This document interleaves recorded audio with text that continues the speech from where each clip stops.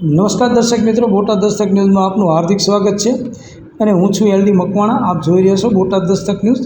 હવે પછીના સમાચાર વિગતવાર. બોટાદમાં ડૉક્ટર બાબા સાહેબ આંબેડકરજીની જન્મજયંતિની ઉજવણી કેન્દ્રીય મંત્રી નીમુબેન સહિતના ભાજપના આગેવાનોની ઉપસ્થિતિમાં સન્માન સભા યોજાઈ. બોટાદ નગરપાલિકાના ટાઉન હોલ ખાતે ભારત રત્ન ડૉક્ટર બાબા સાહેબ આંબેડકરજીની 134મી જન્મજયંતિની ઉજવણીના ભાગરૂપે આજે સાંજના 4 કલાકે વિશેષ સન્માન સભા યોજાઈ હતી. ભાજપ દ્વારા રાજ્યમાં 14 એપ્રિલથી 25 એપ્રિલ સુધી જન્મજયંતિની ઉજવણી કરવામાં આવી રહી છે.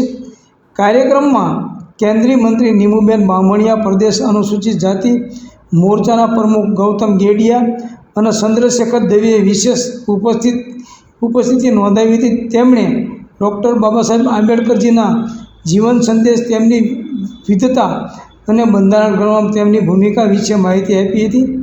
આ પ્રસંગે જિલ્લા ભાજપ પ્રમુખ મયુરભાઈ પટેલ, જિલ્લા પંચાયત પ્રમુખ જેઠીબેન પરમાર, ઘનશ્યામભાઈ વિરાણી, પૂર્વ જિલ્લા ભાજપ પ્રમુખ સુરેશભાઈ ગોધાણી હાજર રહ્યા હતા.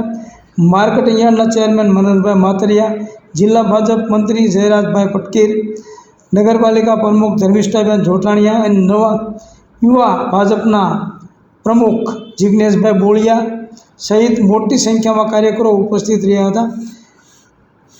સૌજન્ય દિવ્યા ભાસ્કર, બોટાદ દસ્તક ન્યૂઝ, એલડી મકવાણા, બોટાદ.